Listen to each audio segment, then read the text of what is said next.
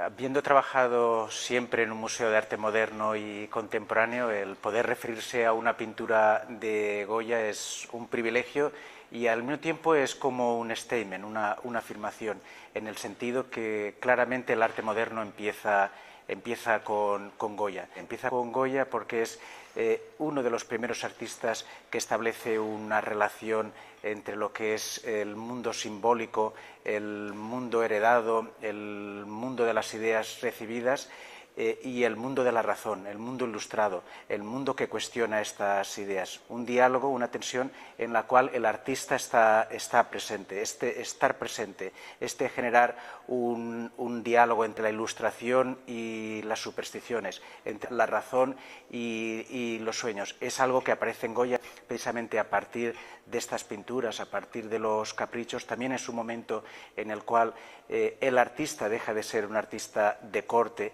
y empieza a tener una libertad total.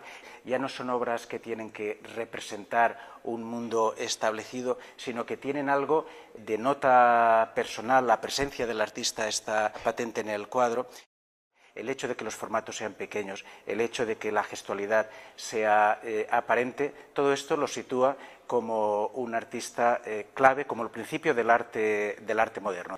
Viéndola nos damos cuenta además la tensión que se genera entre unos personajes que son brujos, no brujas. Normalmente la superstición siempre se relacionaba con las mujeres. Estos brujos con los gorros que de algún modo reflejan los gorros de la Inquisición, pero que tienen esta especie de serpientes que también tienen que ver con las representaciones de lo demoníaco, con las representaciones de la brujería, y vemos que estas figuras están contrapuestas a dos figuras masculinas que pasan y no quieren saber nada de lo que están ocurriendo. De algún modo reflejan la ignorancia. Una se tapa la cabeza, claramente no quiere ver, hace la señal de la figa con la mano en el sentido de que quiere huir, no quiere saber nada de lo que está ocurriendo. La otra figura se tapa los oídos porque no quiere oír, y lo que nos está diciendo Goya con los dos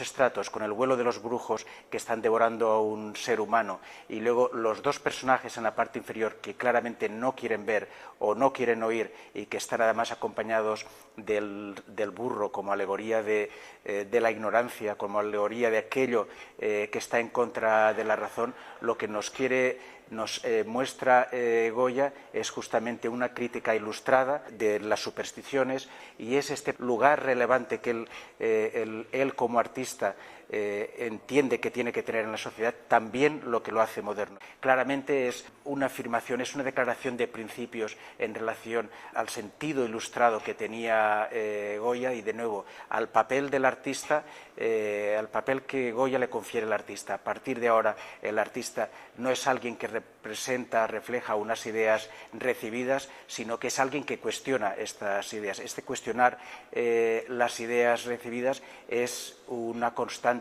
en el arte moderno. Es la lucha entre los antiguos y los modernos. Es este continuo cuestionar, este continuo buscar lo que es nuevo, buscar nuevos caminos. Igual que lo hace moderno, este elemento grotesco, este elemento de inversión, de transformar, de cambiar el orden del mundo, es, como digo, es una de las características de esta pintura, de este tipo de pinturas de Goya, y por lo que hace a Goya un artista favorito, privilegiado de cualquier conservador, cualquier director de un museo de arte moderno y contemporáneo.